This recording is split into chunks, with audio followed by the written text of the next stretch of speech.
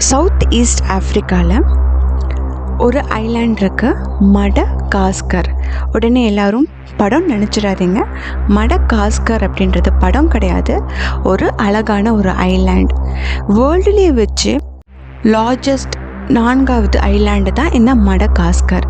அப்படி என்ன இந்த மடகாஸ்கரில் இருக்குன்னு நீங்களாம் கேட்டிங்கன்னா, அதிசயமான இயற்கை வளங்கள் ஃபுல்லாக நிறைஞ்சும் பல விதமான உயிரினங்கள், பாலூட்டிகள்னு ரொம்ப தனித்துவமான ஒரு காடு தான் இந்த மடகாஸ்கர் ஐலாண்டு.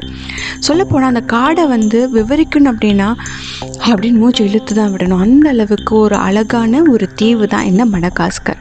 அப்படி இந்த மடகாஸ்கரில் நம்ம இன்றைக்கி என்ன பார்க்க போகிறோம், அப்படி என்ன ஒரு இயற்கையின் அதிசயத்தையும் அதோட மர்மங்களையும் பார்க்க போகிறோம் அப்படின்னா, டிசிங்கி.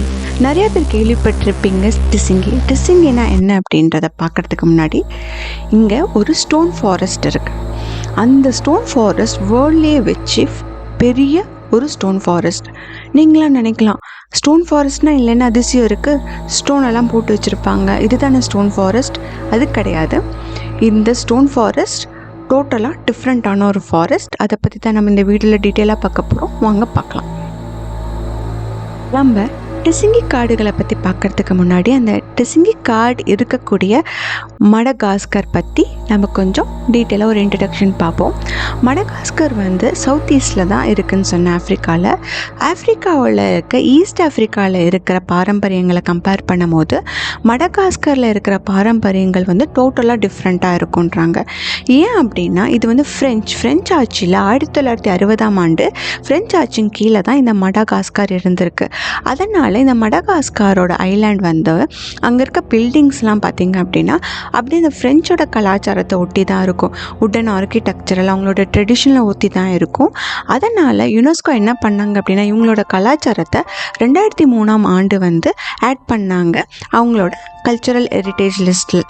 ஸோ இவ்வளோ ஒரு அழகான இந்த மடகாஸ்கரை பார்க்குறதுக்கு 2 கண் பத்தவே பத்தாதுன்னு சொல்லுவாங்க. அவ்வளோ அழகான ஒரு இயற்கை வளம் கொண்டு பல இடங்கள் பார்த்து நம்ம வியக்கிற மாதிரி இருக்கக்கூடிய ஒரு இடம் தான் மடகாஸ்கர். இந்த மடகாஸ்கரில் ஃபஸ்ட்டு நம்ம லெமுரஸ் பற்றி பார்ப்போம், செகண்டு டிசிங்கிஸ் பற்றி பார்ப்போம், தேர்டு லெமுரஸ் ஆன் டிசிங்கிஸ் பற்றி பார்ப்போம். ஏதோ கல் ஸ்டோன்னு நீங்கள் இப்போ ஏதோ லெமரஸ்ன்றீங்க, எல்லாத்துக்குமே தொடர்பு இருக்குது, சம்மந்தமும் இருக்குது. ஃபஸ்ட்டு லெமுரஸ் அப்படின்னா அங்கேயே இப்போ குரங்குகளிலிருந்து வேறுபட்டது தான் இந்த லெமரோஸ் அப்படின்ட்டு. இது ஒரு மங்கி அந்த வகை தான். ஆனால் இந்த லெமரஸ் அங்கேயே உருவாகி அது ஒரு தனித்துவமானதாக இருக்கிறது.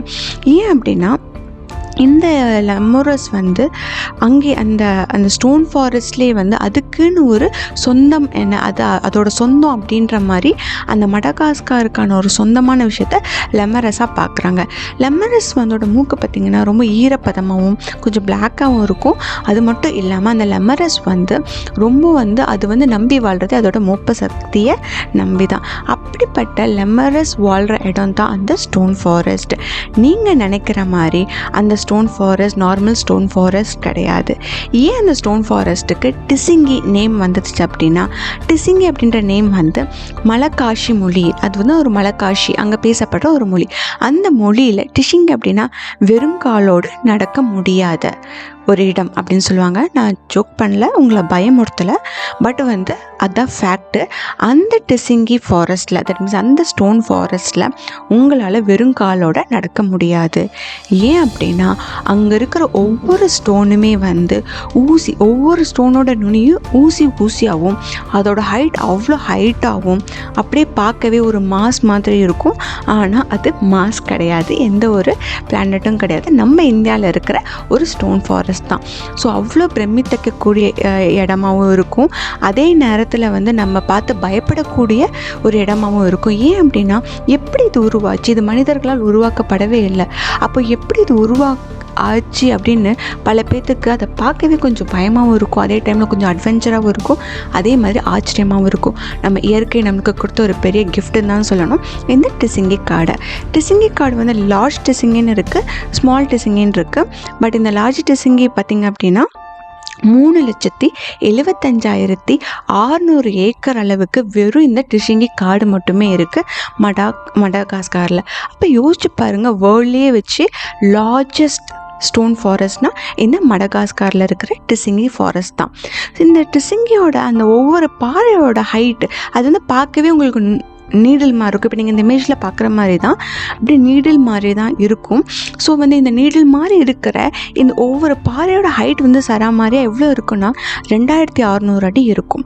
ஸோ நீங்கள் இதில் வந்து உங்களை பயமுறுத்துன்றதுக்காக நான் இவ்வளோ வந்து விரிவாக்கமாக சொல்ல, பட் இதுதான் ஃபேக்ட்டு.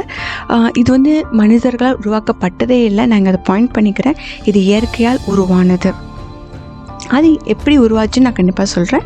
பட் இந்த டிசிங்கி ஃபாரஸ்ட்டில் வந்து நீங்கள் நடக்கணுன்னா ஒவ்வொரு அடியும் பார்த்து தான் நடக்கணும். நீங்கள் தானே சொன்னீங்க நடக்க முடியாதுன்னு, அப்புறம் எப்படி நடக்க முடியும்னு கேட்கலாம்.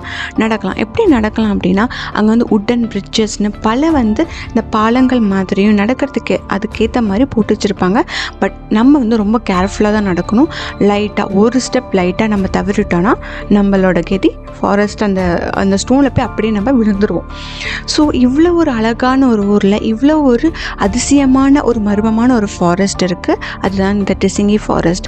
இப்போது இந்த டிசிங்கி காடு வந்து எப்படி உருவாச்சு அப்படின்னா, 200 ஆண்டுகளுக்கு முன்பு வந்து கடலுக்கடியில் வந்து நிறையா வந்து சுண்ணாம்பு கற்கள் நிறையா படிஞ்சிருந்துச்சு. கால்சியம் கார்பனேட்டோட கலந்து சுண்ணாம்பு கற்கள் நிறையாவே பதிஞ்சிருந்துச்சு கற்களாக. அப்போது ஒவ்வொரு டைமும் 200 மில்லியன் ஆண்டுகள்னால் யோசிச்சு பார்த்துக்கோங்க.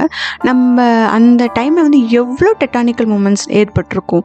லேண்ட்ஸ்லைட்ஸு, அதுக்கப்புறம் எர்த்குயிக், இந்த மாதிரி நிறைய டெக்டானிக்கல் மூமெண்ட்ஸ்னால் படுறனால நிலச்சரிவு, எர்த்குயிக்ஸ், அந்த மாதிரி நிறைய விஷயங்கள் ஏற்பட்டனால அந்த கடலுக்கடியில் இருந்த அந்த சுண்ணாம்பு கற்கள் என்ன ஆயிடுச்சுன்னா நிலப்பரப்பாக மேலே வர ஆரம்பிச்சிருக்கு. அது மேலே வந்ததுக்கப்புறம் அது மேலே மலைத்துளிகளும் அமிலத்தன்களும் பல்லாயிரம் ஆண்டுகளாக விழுக என்ன இருக்குது அப்படின்னா குகைகளும் இந்த ஸ்டோன், இந்த நீடில் போன்ற ஷார்ப் பினக்கல்ஸ்னு சொல்லுவாங்க, இந்த கோபுர வடிவ கற்களும் வந்து உருவாகிருக்கு. ஸோ இவ்வளோ அழகாக ஒரு இயற்கையை உருவாக்கின இடம் தான் இந்த டிசிங்கி. இவ்வளோ ஒரு அழகான ஒரு பிரமிப்பான இடம் நமக்கு இயற்கை தந்திருக்கு.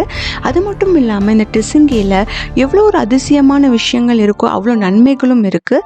இங்கே பல உயிரினங்கள் வந்து வாழுது. பிகாஸ் மனிதர்களோட நடமாட்டம் ரொம்ப கம்மி. இங்கே வந்து அவ்வளோவா மனிதர்கள் நடமாட்டம் அவ்வளோவா இல்லாத காரணத்தினால இங்கே பல உயிரினங்கள் அதுங்களுக்கான ஒரு வாழ்வாதாரத்தோட நிம்மதியாக வாழ்கிறாங்க. சரி, லெமரோக்கும் இந்த டிசிங்கிக்கும் என்ன சம்மந்தம்னா, இங்கே அதிக லெவலாக இருக்கிறது லெமரோஸ் மட்டும்தான் டிசிங்கியில். அவ்வளோ அதிகமாக அதுக்கு சொந்தமான இடம் தான் சொல்லணும் டிசிங்கி. ஸோ எல்லா உயிரினங்களுக்கும் அவ்வளோ யூஸ்ஃபுல்லாக இருக்குது இந்த டிசிங்கி ஸ்டோன் ஃபாரஸ்ட். நீங்கள் மடகாஸ்கர் போனீங்க அப்படின்னா கண்டிப்பாக இந்த ஃபாரஸ்ட்டை பார்க்க மறந்துடாதீங்க. நம்ம உலகத்தில் இதே மாதிரி இயற்கை உருவாக்குன பல அதிசயமான இடங்கள் இருக்குது.